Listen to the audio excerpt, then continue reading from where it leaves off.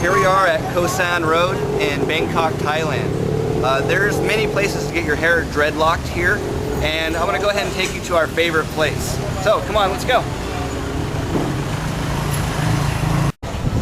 Yeah, here at Kao San Road you can find a lot of things to shop for. There's clothes everywhere, there's flea markets, people are selling things along the street. They even do the dreadlocks along the street too. But our favorite place is inside of a shop, so let's go check that out, okay? Come on. And here's one of the local places along the street that does dreadlocks.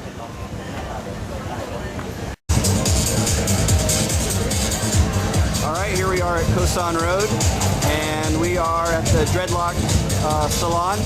And just to sort of give you an idea of where this place is at, I'll just go ahead and show some of the video.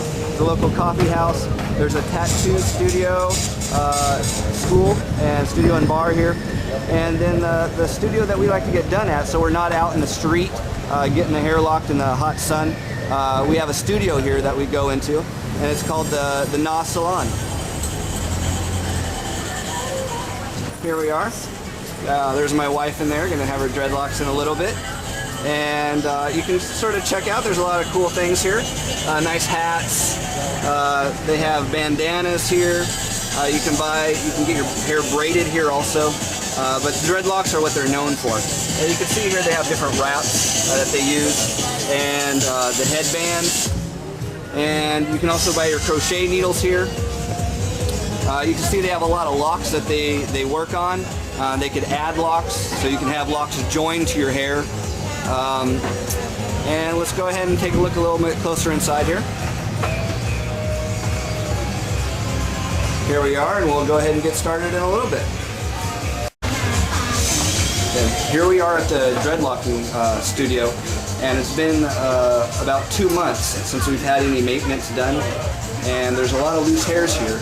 And I wanted to do the video and sort of show a different technique how the dreadlocks are done than the way that I've shown. The Bangkok style is a lot quicker and a lot faster. So we'll go ahead and check out a little bit more of their style after they get started. But this is just sort of to show also that dreadlocks do take maintenance over time. It's not something that's just going to always be with you. You're going to have to keep it to maintain it. Maintain it to keep it. Okay? So we'll go ahead and take a look at that in a little bit. Alright? Sit back and enjoy the Bangkok style of using the crochet hook to dreadlock. Alright, here we are in the dreadlock studio. And we have one of the employees here doing dreadlocks. And as you can see, they join the hair onto a post to do the locks. And what's really interesting around the Bangkok style is how quick they do the dreadlocks. You can see as she does the crochet hook into the lock of hair that they're very quick in how they do it. They do it all day long. They're very skilled at what they do.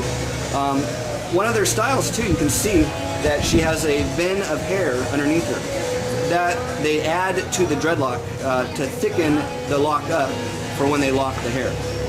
It's a really unique style, and as you can see, this is a great way to practice to get better at dreadlocking, is to get that sample hair from a local hair salon and to do it yourself, to practice doing your locks. And you can make it look really good and really clean the more you practice. As we can see, she slides it in and glides it. So they have that, they go at the curve of the hook and go along with it. See how she's adding some new hair here? And just slides it in, gliding with the curve of the hook, poking it through. That's one of the ways that they're so quick, which is a little bit different than I do it. I'm a lot slower in how I dreadlock, and they're a lot quicker. Just so they can do a lot more in a lot less time. Kokun Cup.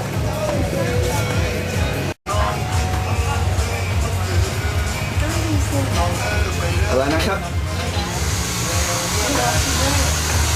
Yep. What's that? The back of it? They're washing the dreadlocks. Oh, washing the dreadlocks? Are they? Oh wow! I hear that they're washing the dreadlocks in the back of the room. Let's go check that out.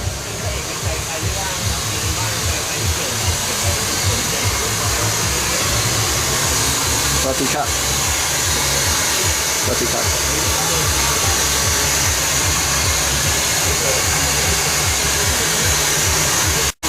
It's always good to ask permission before we do a video. This is something that I've not seen before, having the dreadlocks washed professionally. We usually just wash our dreadlocks with soap at home. We can see that the dreadlocks are being dried, which makes it a lot cleaner. It takes a long time for the dreadlocks to be dried by themselves. So at this shop, they can do it all here. Kokumaka.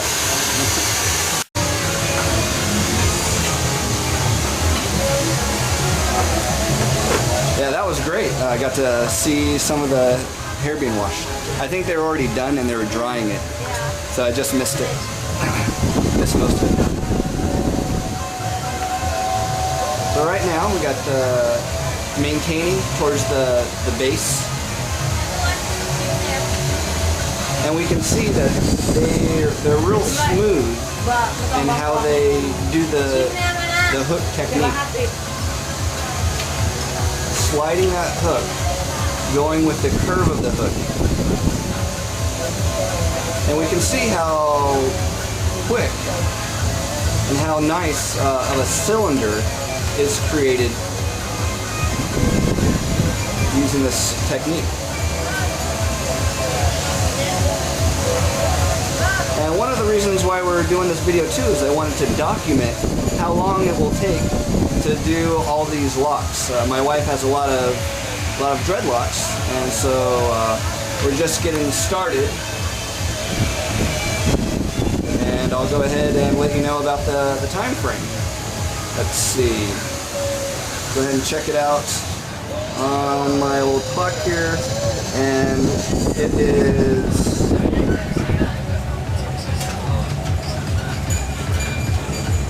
Is it 2 o'clock right now, Pat? Does that make sense? Yeah, 2 o'clock, 2 p.m. So we'll go ahead and see how long it takes to get all the hair maintained. I wanted to use this as to document how long it really takes to do dreadlocks and to maintain them. A lot of people think that you get them done and it's really easy to take care of.